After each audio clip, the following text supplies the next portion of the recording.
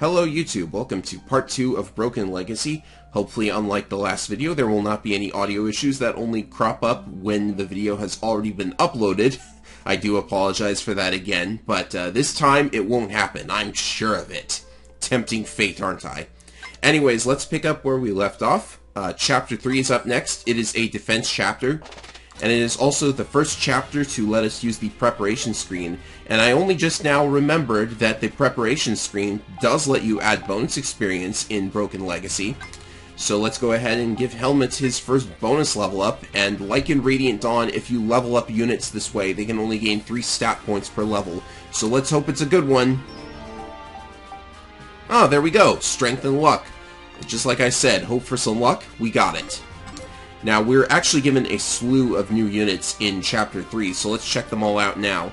First up is our Thief, Denton. Thieves in Broken Legacy can not only use swords, they can also use knives, which are ranged weapons. They're pretty weak, they've got some crit on them, and they are restricted to the Thief classes only. But it's nice to have a Thief with some utility to him. His skills are Steal and Unlock. Just, you know, it's normal for a Thief, and he has the Wind Affinity, which will give supported units some avoid, so that's nice. Stealing, unfortunately, is restricted to stealing items, like in the GBA games. This is not Tellius or Thracia, unfortunately. I happen to like those forms of steal the most, but whatever. There's some good items that you can actually steal, so having a Thief around with a lot of speed is actually helpful. And good thing Denton has a lot of speed, a lot of skill. His strength is not that good, but of course, Thief character, what do you expect? And magic is surprisingly high. You would not expect it to be at 20. You would expect like 3 or 5 or something. So there is some utility to the Thief characters in this game, which I like. Always nice to have some utility for your Thief characters. Next up is the Mercenary Cullen. Very good bases, as you can see. 8 strength, 11 speed, and his growths are pretty good too. A lot of speed and some decent strength. Pretty good mercenary unit, and he also has the Luna skill. When you activate this skill, the first attack for that battle will ignore enemy defense like you're expecting. The second attack does not, so be wary of that if he doubles. I think you have to do some mental math because the battle preview won't show the ignored defense, but I could be wrong. But yeah, ignoring defense is very good, especially since this game has, somewhere down the line, it has wind swords, it has, I think it has armor slayers. Effective weapons would be really good with that skill, so hopefully they are in this game. I don't remember all of the items. And next up we have our Jagan unit, essentially, or should I say our Dagda unit, because he does remind me a lot of Dagda. The Warrior Marcel. He is our first pre-promote, he's got a lot of HP, and he comes with a killer axe. That's what the razor axe is, essentially. And he's got a hand axe as well, and he comes with a potion, which is a better cure leaf, essentially. It's like a concoction, you might say. Anyways, he doesn't have bows, but he does have a lot of skills related to scoring some extra crits. The revenge skill ensures that his first attack after he is attacked is a critical hit. It's like Thracia Wrath, basically, and that's really, really good considering how much HP he has. And Fiery Charisma gives units near him some extra hit and crit. And he's got the Fire Affinity for giving supported units even more attack, crit, and hit. And he's got the Wrath skill. I'm not sure what the numbers on this are, but Wrath is just really good for getting even more critical hits. And it works really well on high HP units. So yeah, I'm going to avoid using him because, of course, Jagan unit, you want to not use him as much in the early parts of the game. But eventually, I will pick him back up and start using him quite a lot then, because there is some demand for a unit of his caliber at certain points in the story. So our last new unit is Leanne. Leanne is our first dedicated healer, and she comes with a skill that gives her, it gives units that she heals more extra health. So that's, you know, that's useful. It means she's a better healer than Kara. And it also means that Kara can focus on attacking instead of healing, because we'll just let Leanne do all the healing. And she also comes with a personal staff. This raises defense temporarily by 4 points. It's like Barrier, but for physical defense, which is really good. It comes with a lot of uses. This is the only one you get in the game, so try to be a little conservative with it. And if you're thinking of spamming it in order to level up Leanne, I would not do that. There's a reason you don't want to do that, but I can't say it here because it's a spoiler. Anyways, right, so I have done all of my preparations off-screen. I am going to handle all of the preparation and stuff off-screen because it can take a while to edit all of the starting positions and rearrange all of the items. You know the drill. Let's get started. So the objective is to survive for 8 turns or defeat the boss. And the boss is down here. He is only holding a potion that he drops, so it's not a big deal if we miss out on this item. It's usually a little bit tough to actually kill the boss on a defense chapter, but defense chapters themselves are known for being easy to trivialize because you can just set up a blockade of your own units and then just hold out until the time is up. So that's probably what we're going to do. I will have Abby and Denton on the right there, because I guess I could use this buff in order to reduce the damage Abby takes. Pretty nice to have the ability to buff your own defense in addition to barrier eventually. Alright, so let's put, let's see, who should be on the left? Probably Cullen. Cullen can join Kara on the front here. I'll just use Marcel over here. Alright, so we'll just make a blockade. And, ooh, I need to buy a spear for her, I just realized. Can't have her using the javelin constantly. I think in most maps there is a shop on the preparation screen. Well, not on the preparation screen, but in bases there's definitely a shop where you can buy basic items. So, that's nice. It's also helpful that you actually can't double on enemy phase, because you can learn an enemy like that. Like in any other Fire Emblem game, Marcel would have just decimated that enemy, and then it would have been like, oh, I wasted a kill on the Jagan. But no, I can actually feed it to somebody. So yeah, not having enemy, not being able to double on enemy phase, really good idea, in my opinion. Now we can just feed the units that we actually want to feed. Right. So we've got mages coming in, and a mercenary. How should we handle this? I think what I will do is staff first, and then for this enemy I will use adept. I'm just gonna call it adept. I've said this already, but it's just easier to call it by a name I already know. So with that guy out of the way, Abby gets a level up. Just strength? Well, you got C in bows, so that's fine. Let's see, the mage is going to be able to avoid getting counterattacked either way. So, we'll save that for later. Let's see, what do I want to do with this mercenary? Because I have to deal with the weapon and triangle disadvantage.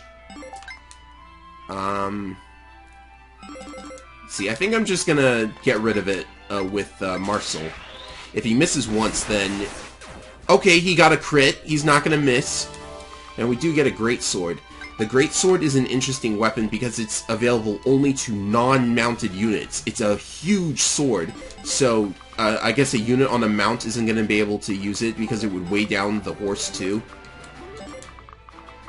And that's interesting. There should really be more weapons like that in the Fire Emblem games, I would say. Let's see, we've got a mage here. Alright, so maybe we can try out... oh, we should get that greatsword over to Cullen and start using it. Yeah, I think I want to send my cavalier over there just to pick up the sword and bring it here. Alright, let's try... let's attack with a javelin. And then Kara can finish him. Good, good. Oh, and a cure leaf. I've been running out of those. I suppose we could attack with the mage. Yeah, that's a 1 round, so go ahead and do that.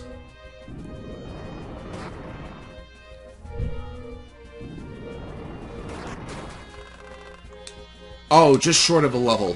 And then Cullen can go and get his shiny new toy.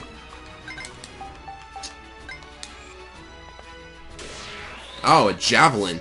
Why would you... Well, I suppose... Yeah, that's fine, actually. He was left at 2 health, so that's actually very good. And Marcel can't double this guy anyways. Alright, so this is already going very good. Only 7 damage. Well, it is a wind tome. Wind tomes are not known for being powerful. Attacking the woman with the highest res. Probably.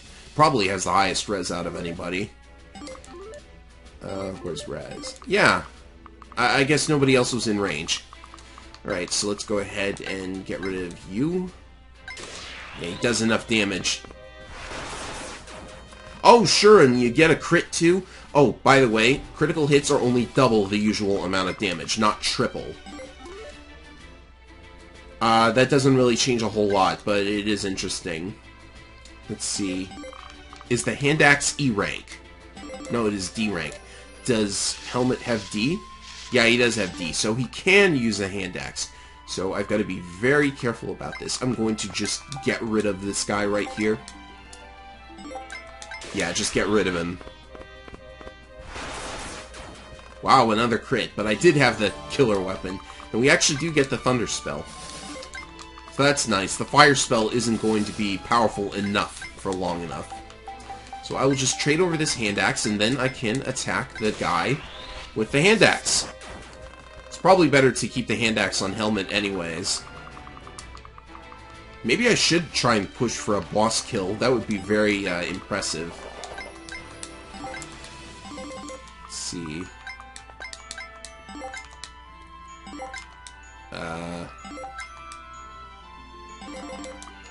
See, what do I want to do here? Yeah, I'll just have Kara use the Partisan.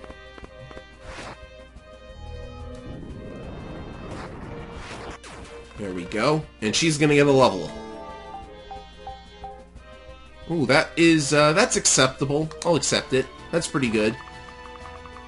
It's nice that Kara has some decent strength and magic. Well, 35 and 30 is not decent, I would say, but her being able to heal means that magic levels are not a waste on her, which I very much like.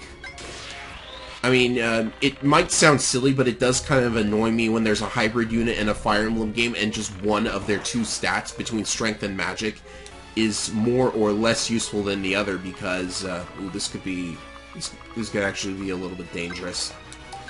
Let's see here. I think we're safe, though. Anyways, it kind of annoys me when hybrid units show up in Fire Emblem because, like, one of their 2 stats is going to be useless, so you're going to get frustrated every time they get a stat point in one and not the other. Like, can you imagine if your warrior starts getting magic? Like, that's going to be so frustrating. Alright, so Raymond gets a level. And he only gets luck! Well, that's unfortunate. They can't all be winners. Alright, so this archer is going for the thief. Oh, wow, you missed an 83. So much for all that skill.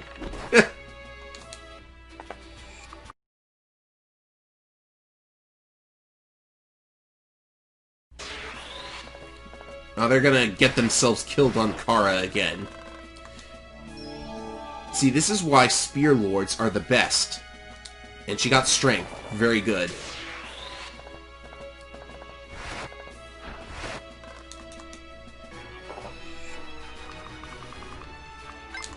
Let's go ahead and give our thief another kill.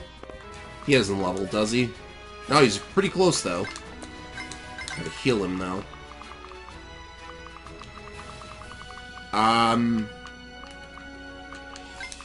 Kara is very close to the boss right now. He's got a ranged weapon, and he actually does move now.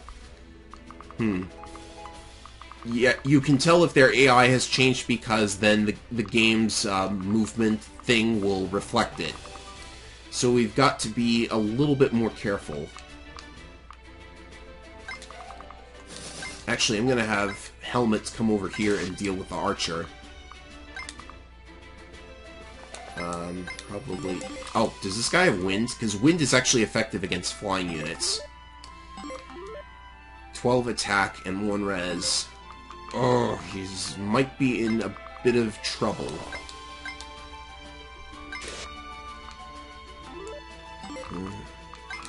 Oh, we can actually move here and, yeah, I'm gonna go ahead and use Foresight here. So now it's safe because if the mage attacks Helmet, then there's no way for Helmet to get attacked twice. So that'll be alright. Time to lure in the boss. Let's see here. Can we Luna this guy in one hit? No, still no. That's unfortunate. Let's go ahead and heal everybody up. With Cure Leaves, because if Kara uses up her turn, then she can't heal. She can't be healed.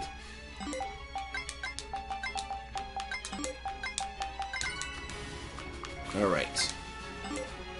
Cullen just sits still. Oh, they're going for Marcel. Good, he didn't get a crit. I was worried about that. How laughably foolish, she says. Maybe I should let the boss quotes play. Some of them are a little amusing, if it's, like, followed up by them just immediately getting one shot.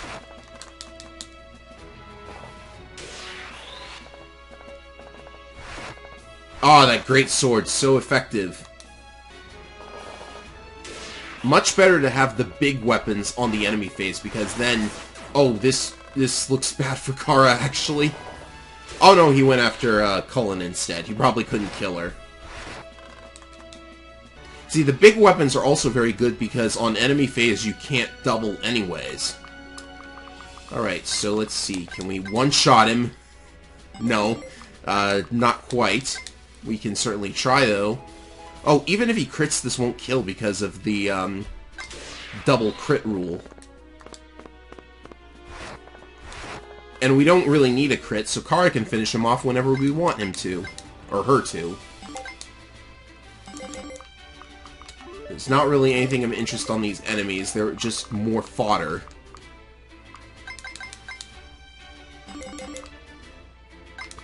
Okay, we can move over here and get rid of you. Oh, she got Seeing Swords. That's pretty cool. And this is a one-shot. And that's not. And I just give this to Cullen, and then we can finish this guy off. Bye-bye! This shouldn't be happening! That's what they all say, man. Oh, very, very nice. I like that. Alright, so that's actually the first time I've ever killed the boss on that chapter, and you get 100 bonus EXP for it. That's very, very nice. Alright. So chapter 4 is where we get the first base. There are base conversations, and you can view some basic info about the game mechanics in this menu here. Like, such as what the bonuses are for effective and critical hits and such. I'll just explain all of that as we go. There is, as I said, a shop with some basic items, and we could actually use some more bows because Abby's running low. These all go to storage when you buy them here, so just keep that in mind. Could probably use a spear. We don't really need much else. Alright, so I'm going to make all of my preparations for this and the next map, and then I will see you for the next map. Alright, I've finished my preparations, so now it's time to begin Chapter 4. Chapter 4 is, the game describes it as an Arrive chapter, but is actually more like a Path of Radiance escape chapter. The goal is to get Kara to one of these two forts down here, but if you bring other units there first, then you get bonus experience for it. So, this chapter introduces flying units. They are Pegasus Knights. SRPG Studio has Griffin Riders in its default assets instead of Pegasus Knights. I guess they wanted to differentiate themselves from Fire Emblem, even though this program is basically Fire Emblem Maker. But, whatever. They're Pegasus Knights instead. That's fine by me. Let's begin.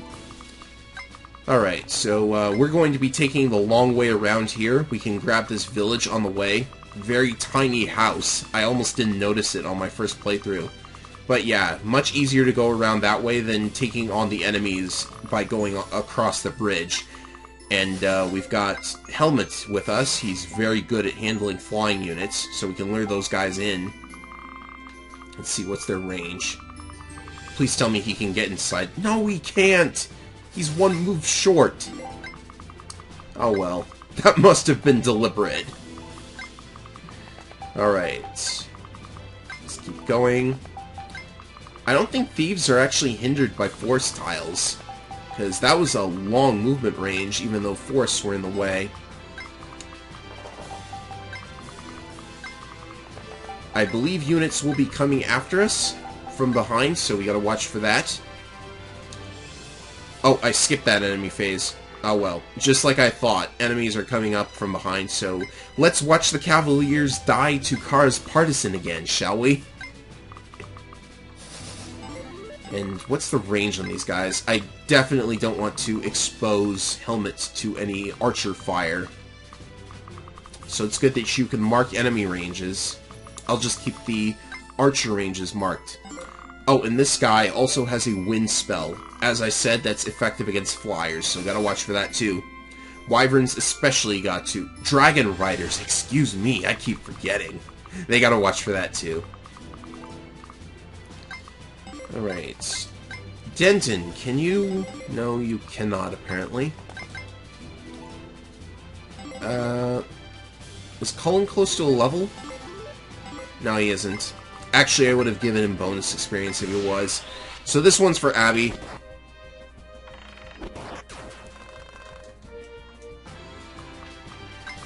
And we will just keep moving along here. Kind of a slow pace, just because of the forests. But not a problem for Denton, apparently.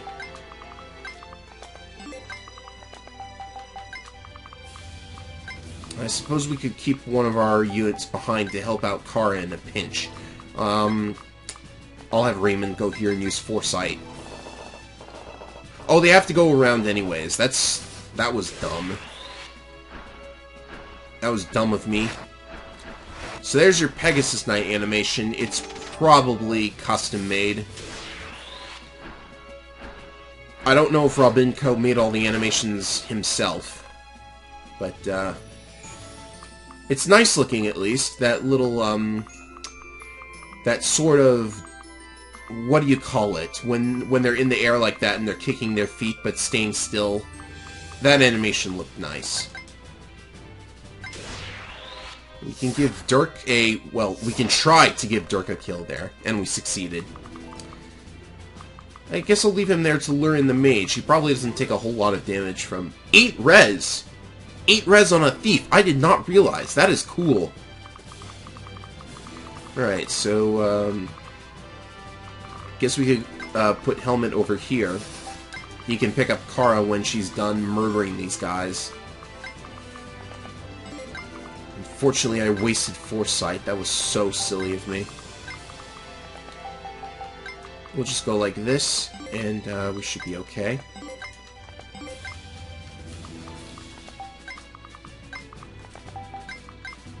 And for anyone wondering, I'm playing this with a gamepad, but unfortunately the control pad doesn't work for SRPG Studio games, so I have to use the stick. And SRPG Studio games don't like sticks. I don't really know why the pad's not working. Alright, so they both went for Raymond. I don't think that could have been lethal, so it's alright.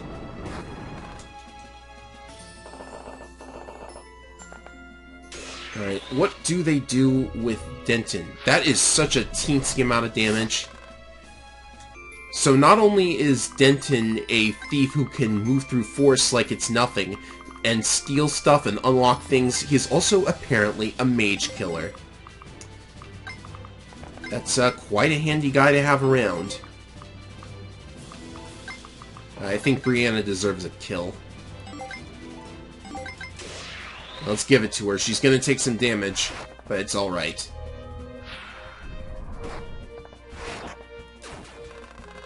Oh, that's a level up. Just barely, too. Wow. Good one. Strength and defense. Very, very good. Can we lure out this fighter? Oh, he's just short. I'm always falling short of the enemy ranges.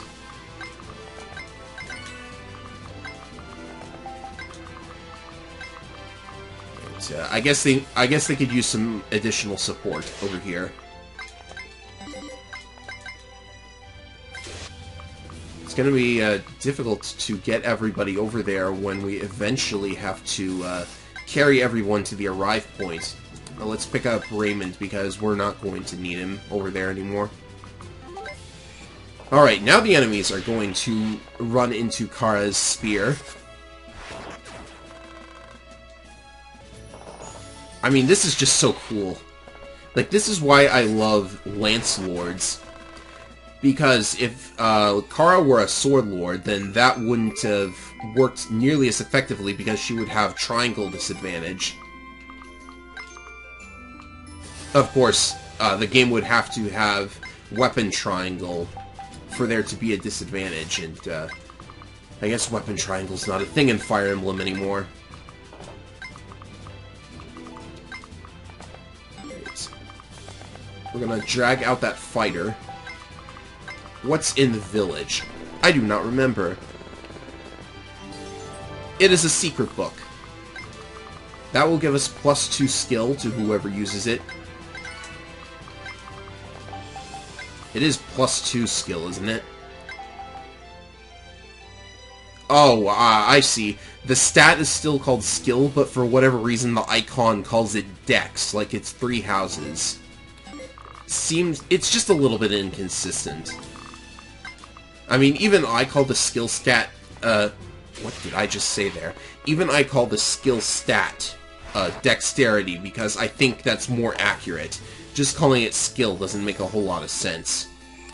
Alright, so we got reinforcements, so we gotta move. We especially gotta move if we want to meet the deadline for the bonus experience. I mean, like, even if I were to never use bonus experience at all, it's still nice to have it, because it gives a sort of scorecard to the game, because, you know, only the best players can earn all the bonus experience. Like, I should maybe think about trying to play Path of Radiance and doing a 100% bonus experience run. That would probably be really, really painful, but you never know. Oh, we have our first Dark Mage here as well, and he's got a talisman, so we've got to lure that guy out. Can Denton take 2 hits from these guys? Dark Magic is really powerful, and this spell even inflicts poison. Status effects are a thing, of course, so that's 9 damage. And the archer can probably hit him too, so 12 minus his defense. 4 defense. So 8 damage and 9 damage, plus the poison. That's going to be tricky. I could bank on a miss.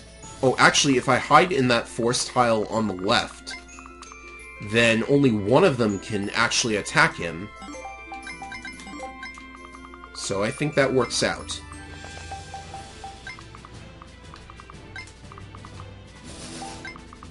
And if the archer chooses to attack him, then helmets can start moving in. Alright, let's see if this plan works. The archer went first, and missed anyways. Those guys are going to come up from behind. I'll just skip over their movements, because watching them all would be silly. So now the question is, we have to avoid drawing in these guys unless we end the chapter right away. I suppose we move in, then. Force is being quite a bit of a hindrance now.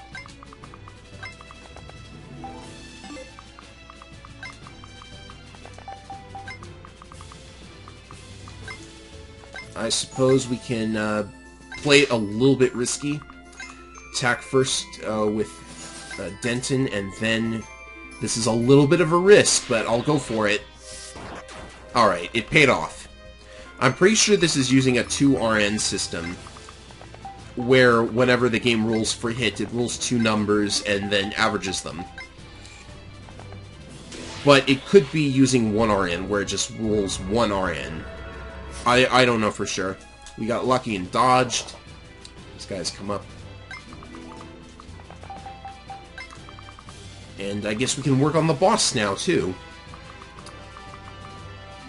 This guy's got a javelin, but the Great Axe, is, by the way, is the axe version of the pike and the Great Sword. It's a pretty powerful item. And we can attack him at range, because it'll be out of range of the real boss. Also, won't have to worry about this guy. He's been lured out of, by the way, just to show, can't steal tomes. Me sad. Oh, and there's another village there. I did not notice that either. Alright, so who gets this? We could try Luna on him. Oh, and the combat preview does reflect the use of Luna. It says 19 plus 13. The first hit is going to be with Luna, and the second without. Let's go ahead and do that. He's going to get hit and poisoned, but actually he's going to dodge. That's pretty good. Dodging is 70. And this village gives us the S-Stalk, which is a sword that is effective against armored units and armored horseback units, but not just horseback units. So it's not quite a traditional Fire Emblem rapier. Right, so we gotta be careful around these guys. This probably won't do much, but might as well. Oh, it got a hit. He's gonna heal it back on the next turn, though.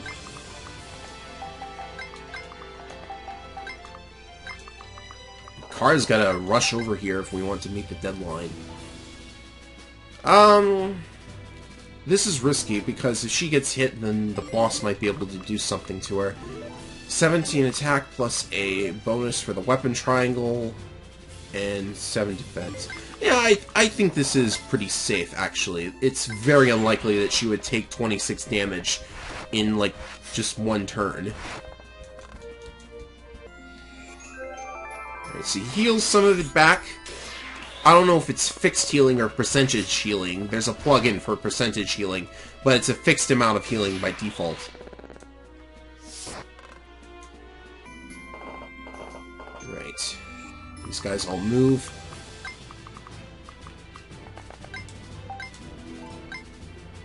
Nah, Dirk can't even damage the other guy on the fort. Can we steal something from him? I don't think we can. It's probably just not going to let us target the weapons.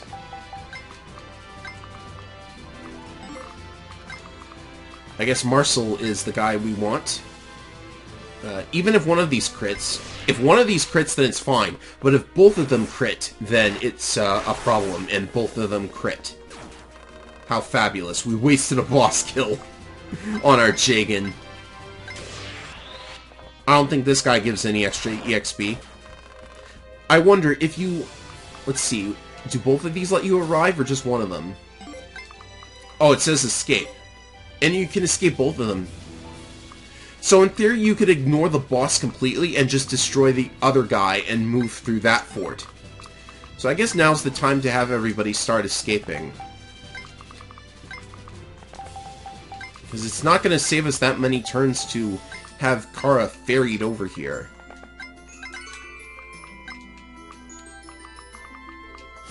We could rescue her and then escape with her. I think that would count as both the unit and Kara escaping. Oh, we've hit the 10th turn, so there's no way we're getting any bonus experience now. Alright, everybody start escaping. Run away like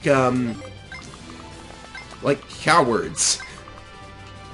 I'm sure if I stayed and fought these guys, I could totally get rid of them all. How strong are they? Not even that strong. I don't know why I'm running away from these guys. These guys that are tougher? Yeah, you should really make the units that you're supposed to run away from even tougher. Let's see. Allies escaped 7. Okay. I think the guy rescuing Kara did not count for the units escaped, but I could be wrong. It depends on how many units we actually had there. I did not count how many there were. Actually, we can see for ourselves by looking at the base. Because I don't think it adds any new units. There were 9 units. Yeah, it only counted 7 allies escaping, so Helmet did not count.